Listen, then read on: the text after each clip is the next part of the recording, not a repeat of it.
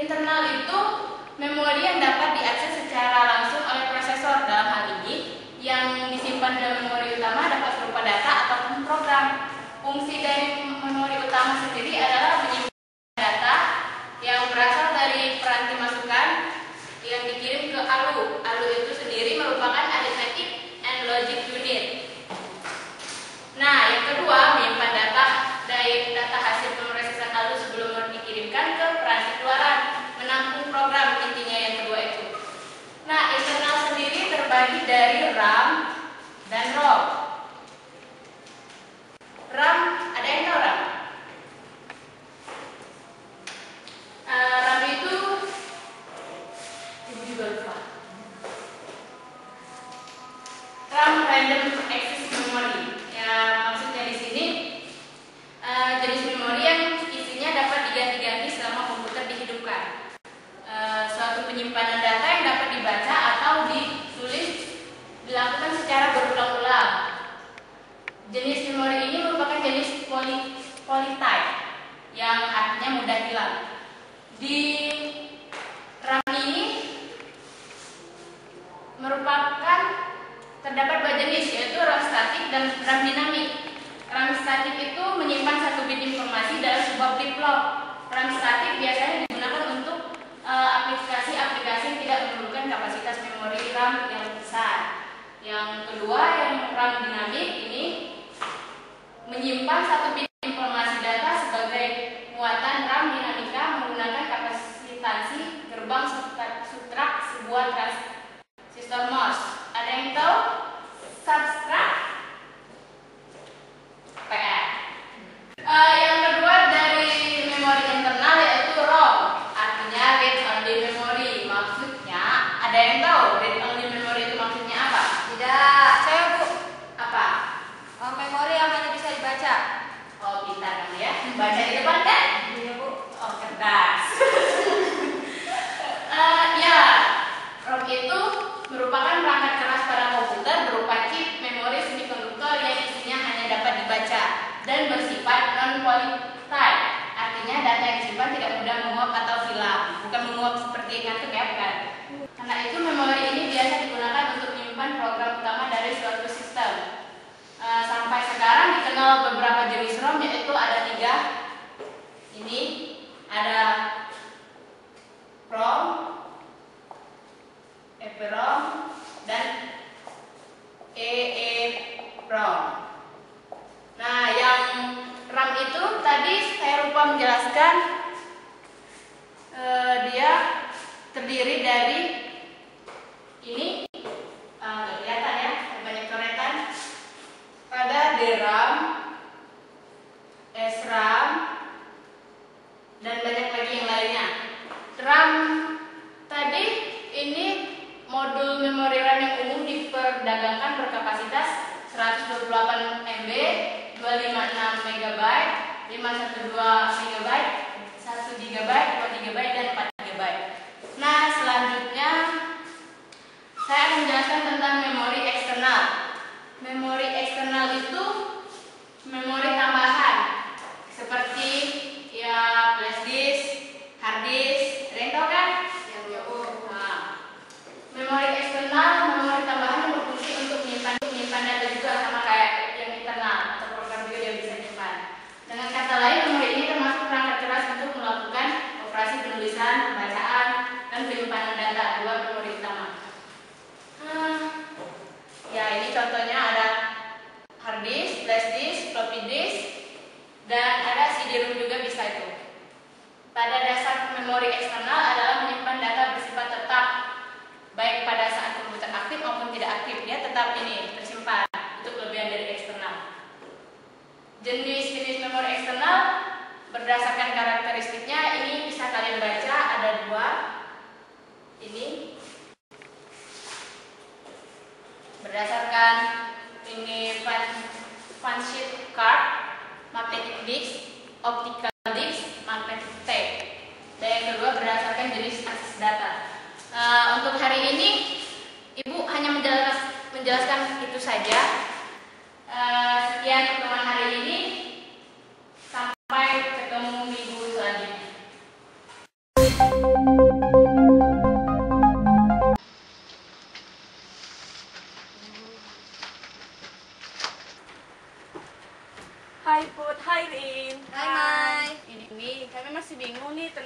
memori. Bingungnya di mana, Rin? Dari Yang RAM itu nah, yang dijelasin sama ibu itu kemarin kan? iya, Iya kan RAM? Emang nggak jelas ya, Rin ya? enggak. Mai udah ngerti belum? Sebenarnya nggak ngerti sih, Put. Cuma sempat baca blog, Put. Ada 2 gitu yang perlu dibahas di dalam RAM, gitu jenisnya. Sebenarnya RAM itu sendiri apa sih, Kak? Garam emangnya? Ya, Ririn, kayak mana aku mau jelasin itu sih penjelasannya. RAM aja Ririn nggak tahu. Iya sih. Enggak dulu. Jangan-jangan Putri juga nggak tahu lagi, Rin. Iya sih sebenarnya. Iya, kemarin kerjaan Putri di kelas gini-gini. Oh, gitu. Cepat Mai jelasin. Udah dengerin ya. Ya. Dari SD RAM dulu deh. Tunggu dulu. Tadi RAM aja nggak tahu. Ya, Apa coba jelasin Udah, udah. RAM itu ya, Random Access Memory. Nah, baru sekarang kita masuk ke SD RAM. Ya. Itu jenis yang pertama Put dari RAM. Nah, SD RAM itu sendiri itu Synchronous Dynamic Random Access Memory. Nah, SD RAM itu Put adalah sebuah jenis memori komputer dinamis yang digunakan di dalam PC dari tahun 1996 sampai 2003 Put. Rin. Aku spesifikasikan aja ya Put untuk lebih menyingkatnya, untuk lebih mengerti gitu ya. Nah, SD RAM itu slot memorinya itu adalah 168 pin.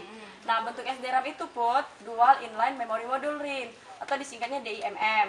Terus dia itu memiliki kecepatan data sampai 100 MHz gitu ya. Terus dia tuh sudah banyak digunakan dalam komputer dengan prosesor Pentium 3 Rin. Terus dalam SD RAM itu, dalam satu clocknya itu hanya dapat mengantarkan 1 kali data saja Put. Jadi nggak bisa 2 kali. Nggak bisa. Nah, mau yang 2 kali. Kita bahas DDR RAM. DDR RAM itu Put ya. Iya. Dia tuh kayak bagian dari RAM juga. Nah, slot memorinya itu lebih banyak dari SD RAM. Yaitu 192 pin. Tadi 168 8. 168 ya. Sekarang 192 pin. Terus bentuknya sama Put sama SD RAM, Dual Inline Memory Module atau DIMM. Terus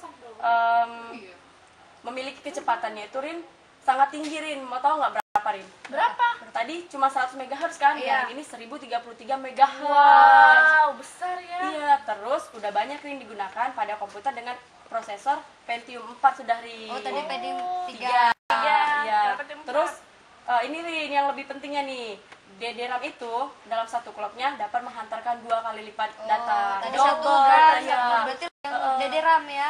Aku belum jelasin ya DDR RAM itu apa. Apa Kak? Nggak tahu ya? Kalian memang Penasaran, sih. penasaran. DDR RAM itu double data rate random access memory nih teman-teman. Oh, aku pernah denger sih DDR itu tuh digunakan pada komputer sekarang sih. Yang Itu lagi banyak Yang dipakai udah kan Rin? modern ya. Iya. Jadi cukup mengerti lah ya. Oh, iya iya. Makasih ya Maya. Hah? Aku lelah nih duduk. Berdiri yuk. Yuk, sudah.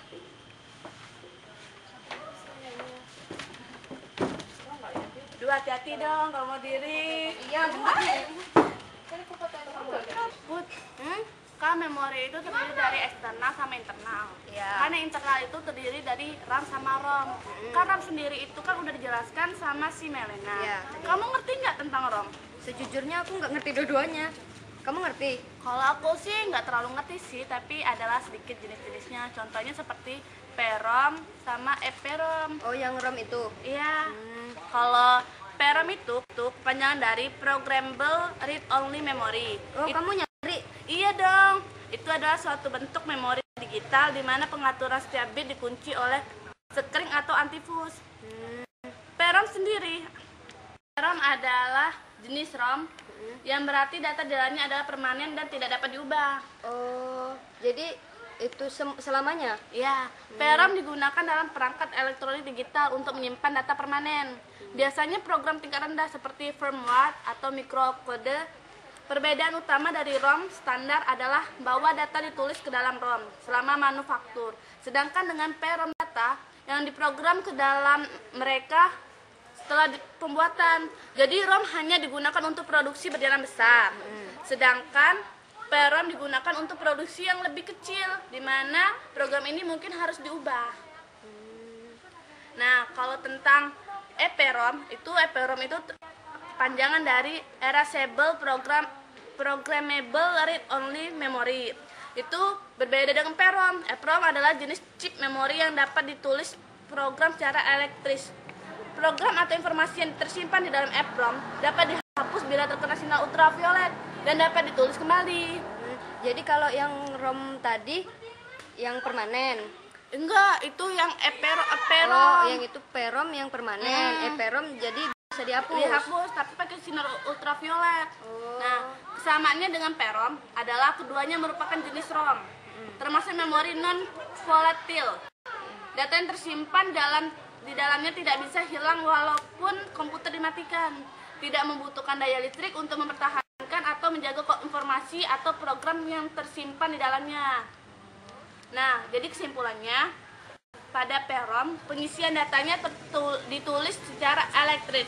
Sedangkan eperom dapat mempertahankan informasi serta data dalam waktu yang cukup lama. Begitu, Put. Oh, iya. Kalau seterusnya sih aku nggak ngerti ya, ada jenisnya eperom. Tapi kalau eperom itu masih banyak lagi sih, aku kurang ngerti banget. Yuk kita tempat aja yuk. Dia lagi latihan dance. Kita tanyain tentang eperom. Kayaknya dia lebih tahu ngedikit. Aduh. Ada yang getar, aduh. Nah, emakku nelpon. Kamu aja ya sama itu ke tempat Ira. Oh yaudah, nanti kamu nyusul ya. Oke. Halo.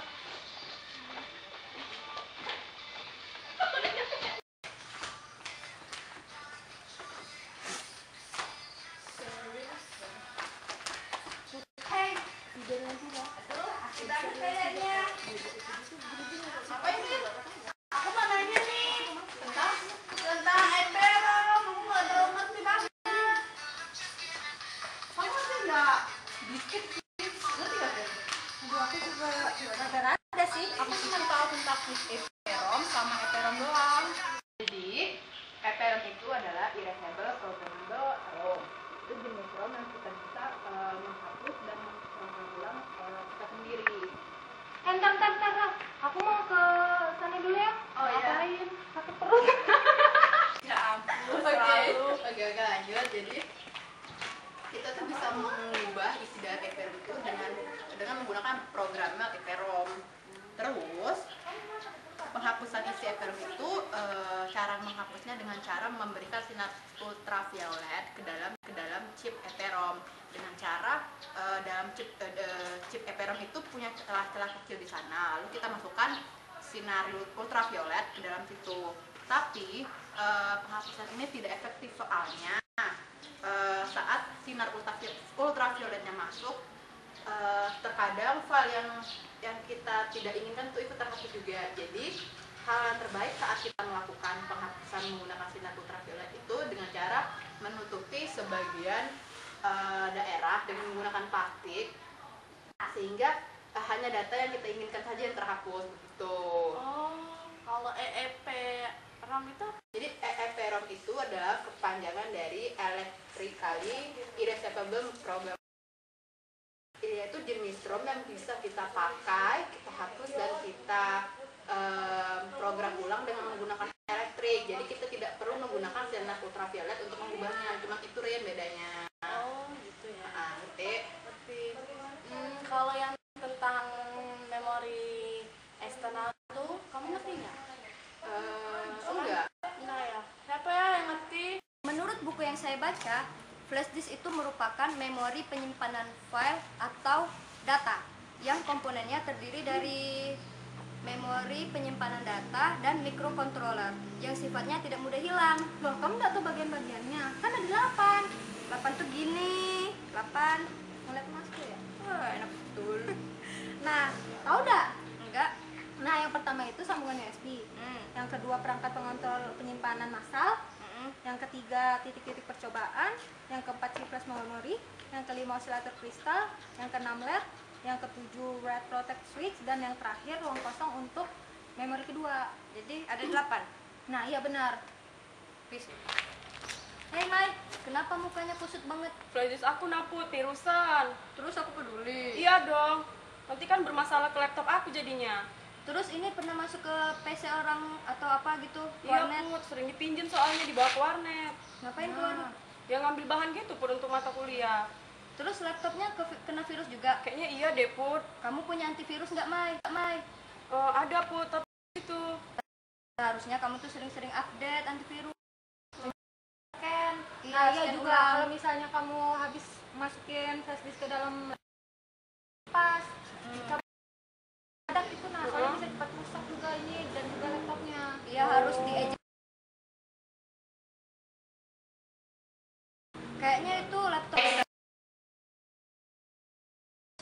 install ulang deh, Mai.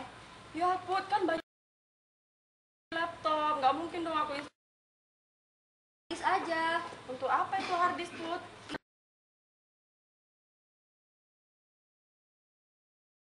Jelasin lagi nggak Put, biar aku bisa beli hard disk. Ya ampun, kamu nggak tahu hard disk? Enggak Put. Nih ya, sini aku kasih tahu. Ya. Aku sempat nyari hard disk. Hard disk itu sama kayak flash disk, Mai. Dia itu gunanya untuk menyimpan file sistem. Nah, terus ada bagian-bagiannya di hard disk itu. Aku nggak punya hard disk lagi. Nah, hard disk itu bagiannya piringan magnetik untuk menyimpan data, bagian mekanis untuk memutar piringan tersebut tadi, terus headnya untuk membaca data, Mai. Terus macam-macamnya ya. Ada yang ATA, serial ATA, SCSI, SAS, IEEE 1394, USB dengan fiber channel.